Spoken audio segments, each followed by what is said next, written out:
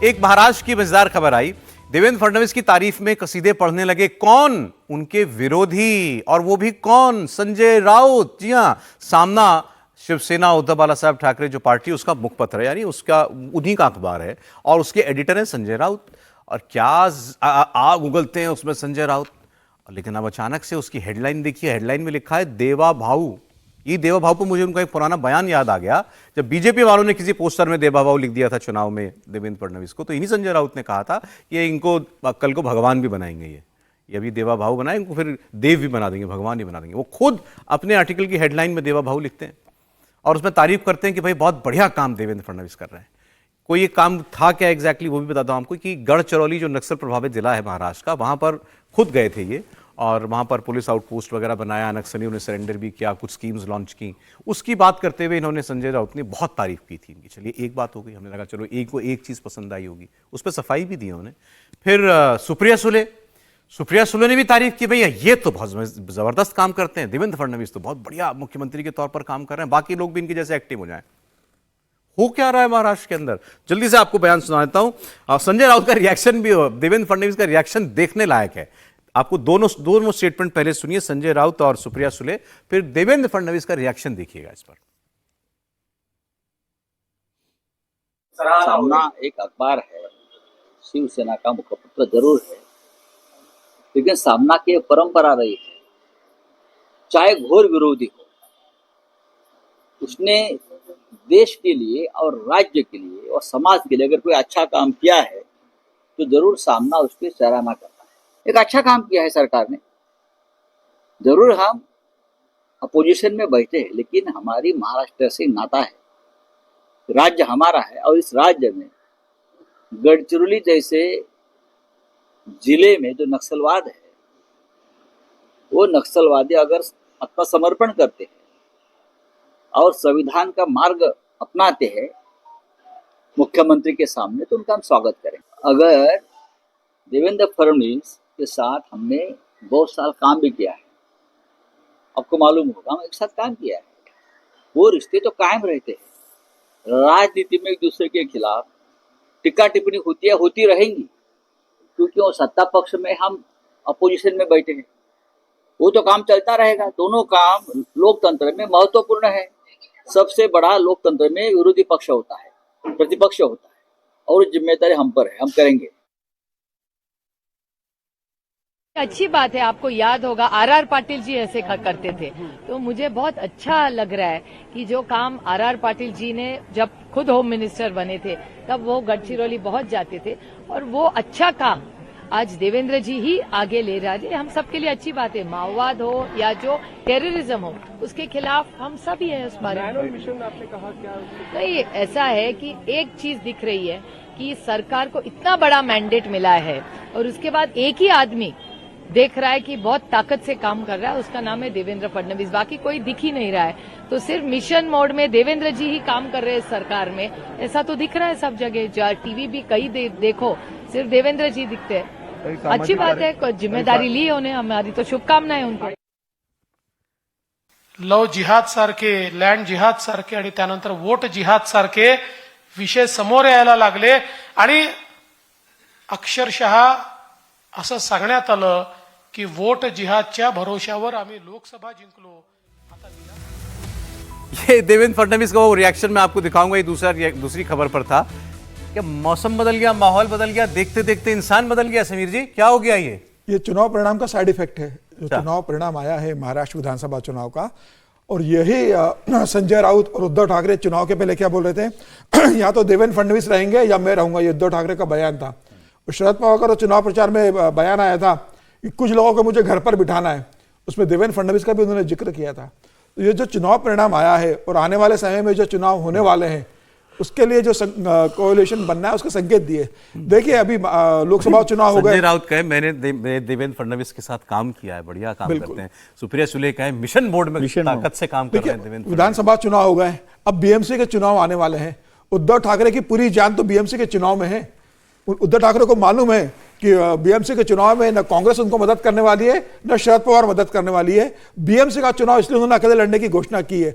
उद्धव ठाकरे जानते हैं कि अगर उन्हें अपना मराठी अस्मिता का वोट और मराठी वोट बैंक जो बीएमसी में उनके साथ जुड़ा रहा है लंबे समय से, वो अगर वापस चाहिए तो उन्हें भारतीय जनता पार्टी के साथ जुड़ना पड़ेगा, या कम से कम गाली देना बंद करना पड़ेगा। बिल्कुल। तो उन्हें संकेत देने की कोशिश की है और ये बताया है भारतीय जनता पार्टी को कि अगर आप चाहोगे तो बीएमसी में आपके साथ चुनाव लड़ने को तैयार है, क्योंकि बीएमसी में एकनाथ शिंदे भारतीय जनता पार्टी की कोई मदद नहीं कर सकते।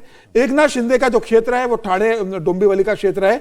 बंबई में अगर भारतीय जनता पार्टी को बहुत प्रचंड जीत चाहिए तो उद्धव ठाकरे ज्यादा सहज रहेंगे, उद्धव बाला साहब ठाकरे। तो मुझे लग रहा है कि उद्धव ठाकरे ने एक पासा फेंका है कि भाई आप अगर चाहोगे तो हम आने को आप ऐसे तैयार हैं। सोचो ना कि अगर किसी को आलोचना करे, कोई विरोधी है आपकी आलोचना करता है, तो वो आलोचना करने के तो कितने मौके तलाश लेगा। और अगर आलोचना करनी होती तो देवेंद्र फडणवीस मुख्यमंत्री बन गए हैं, बहुत सारे ऐसे काम कर रहे होंगे वो, जिनको बहाना बना करके एडिटोरियल छाप करके संजय राउत या उद्धव ठाकरे एक लाइन और जोड़ दूं सर। उनकी आलोचना कर सकते थे। लेकिन आपने ढूंढा एक ऐसा मौका, बिल्कुल। यहां हेडलाइन लगाओ भाई देवा भाव वाली, इसकी तारीफ करनी है। देवेंद्र फडणवीस 1 जनवरी को गए भी गढ़चिरौली में, काफी इनामी नक्सलियों को सरेंडर करवाया। और एक दूसरी घटना भी कि 12 दिसंबर को जब शरद पवार के जन्मदिन के दिन जब प्रफुल्ल पटेल गए थे, अजित पवार गए थे, अजित पवार की वाइफ सुनीता पवार जब गए थे तो एक केक लेकर गए थे और उस केक पर लिखा हुआ था एक है तो सेफ है। तो उन्होंने शरद पवार को ये दिया था। किसने किसको दिया था? अजित पवार ने दिया था शरद पवार को 12 दिसंबर को। उस केक के ऊपर लिखा था एक है तो सेफ है। तो उन्होंने शरद पवार को संदेश दिया है कि एक रहेंगे तो सेफ रहेंगे। और उनकी माताजी ने कह दिया परिवार एक हो जाए। और अजित पवार को संदेश दे दिया है भारतीय जनता पार्टी ने कि केंद्र में अगर आपको मंत्री पद चाहिए तो एक सांसद पे आपको नहीं मिलेगा। समीर जी, इतना बहुत मेहनत लगती है महाराष्ट्र में, इतनी पार्टियां, इतने लोग, रोज रोज ये लोग स्टैंड बदलेंगे तो कैसे चलेगा? अगर शरद पवार को ले लेंगे तो कम से कम 9 सांसद तो आ जाएंगे ना, केंद्र में मंत्री बनना है तो। देख करके बहुत मजेदार। कोशिश कीजिए अगर वो देवेंद्र फडणवीस का रिएक्शन प्लीज मिल जाएगा अपनी आपकी टीम से, मैं कह रहा हूँ जी। मैं कह रहा हूँ ये बहुत अच्छा है। ठीक है, वो बशीर बद्र साहब का ही शेर फिर से मुझे याद आ रहा है कि दुश्मनी जमकर करो मगर इतनी गुंजाइश रहे कि जब फिर से दोस्त बने तो शर्मिंदा ना हो। तो हमारे राजनेताओं को बशीर बद्र की जरूरत नहीं, वो शर्मिंदा नहीं होते, दोस्ती के नहीं।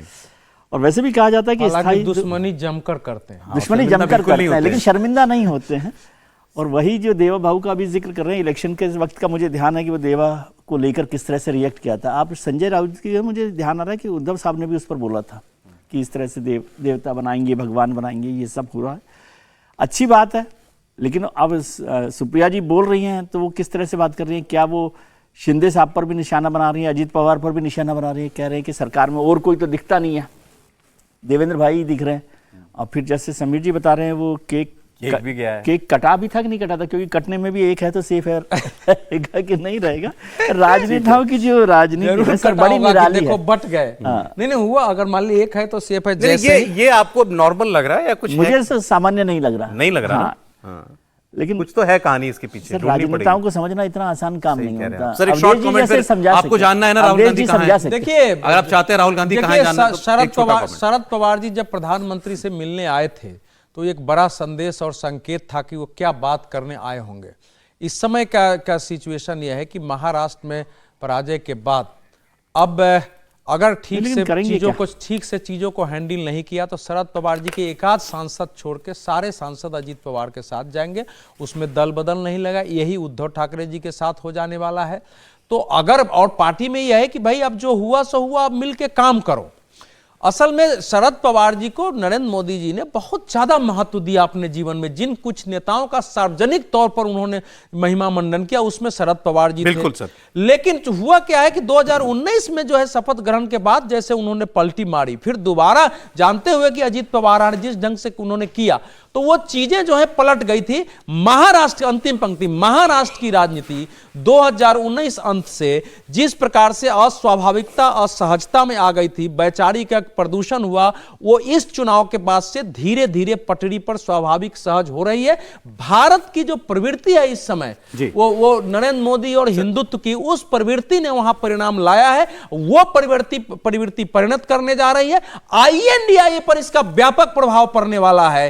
एकीकरण विचारों का या लोगों का मतलब यह है कि देश की राजनीति में विपक्ष की राजनीति है वो इसमें व्यापक बदलाव होगा। अब मैं आपको एक और अच्छी खबर देता हूं। ये कल प्रधानमंत्री ने इसका जिक्र भी किया था। देश में एक नई रिपोर्ट आई है SBI की। सरकार अलग अलग तरीके से सर्वे करती रहती है, एजेंसियां बहुत सारी होती हैं। तो देश में हमारे देश में तो ये कब से अभियान है कि गरीबी खत्म हो पूरी तरीके से। तो जिसको मैं आप एक्सट्रीम पॉवर्टी कहते हैं, वो तो अब वर्ल्ड बैंक भी मान चुका कि भारत के अंदर बिल्कुल भीषण जो गरीबी है वो तो अब नहीं रही। अब ये जो एसबीआई का डेटा है वो ये क्या कहता है, ये रूरल पॉवर्टी और अर्बन पॉवर्टी, शहरों में और ग्रामीण क्षेत्रों में जो गरीबी है उसका पहले पैमाना आप सुन लीजिए, हो सकता है आपको भी आप भी हैरान हो, लेकिन है सरकारी, ज़्यादा इंपॉर्टेंट इसी से ही है। पैमाना ये है कि अगर कोई व्यक्ति पर कैपिटा ये माना जाता है तो हर व्यक्ति पर लागू होता है, अगर कोई व्यक्ति 1632 रुपया गांव में, 1632 रुपया गांव में हर महीना खर्च कर रहा है तो वो गरीबी रेखा के ऊपर माना जाता है। इससे या इससे ज्यादा अगर वो 1632 रुपए से कम खर्च करता है मतलब वो बहुत गरीब है, उसको बिलो पॉवर्टी लाइन माना जाता है। ये शहरों के लिए 1600, गांव के लिए 1632 है, शहरों के लिए 1944 रुपया है। हर महीने शहर में रहते हुए अगर एक आदमी 1944 रुपये, लगभग 2000 रुपये खर्च कर रहा है तो उसको गरीब नहीं मानती सरकार। अब है ये ऐसा ही सिस्टम है, अब पैमाना यही है, लेकिन रिपोर्ट ये कह रही है कि अब ये इसी पैमाने से जो गरीबी है देश के अंदर वो रूरल एरियाज में 4.86%, मोटा मोटा 5% रह गई है। ये कितनी थी 2011-12 में? 25.7%। 25.7% से गिर करके ये 4.86% रह गई, मतलब 20% कम हो गई पॉवर्टी। पिछले 12-13 साल के अंदर देश के अंदर गरीबी 20% गिर गई है, अब ये गरीबी जो है 4-5% के करीब रह गई है। ऐसे ये अर्बन में है, शहरों में ये पहले हुआ करती थी 13.7% और ये अब आ गई है 4.09%, यानी शहरों में 10% गरीबी गिर गई है और गरीबी अब देश के अंदर से 4 से 5% रह गई है।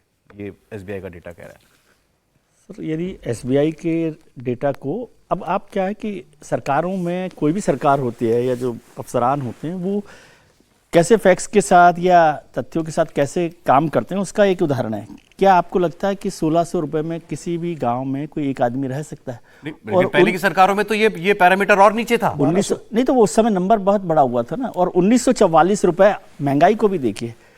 दूसरी बात, क्या 12 साल में इतने बड़े काम हुए हैं जो 21% जो है आपकी गरीबी का ये जो इन्फ्लेशन है वो कम हो गया है, ठीक है। तीसरी बात, यदि ऐसा है तो मतलब अब तो बहुत कम लोग बचे होंगे, बोला ना 4 से 5% लोग बचे हैं।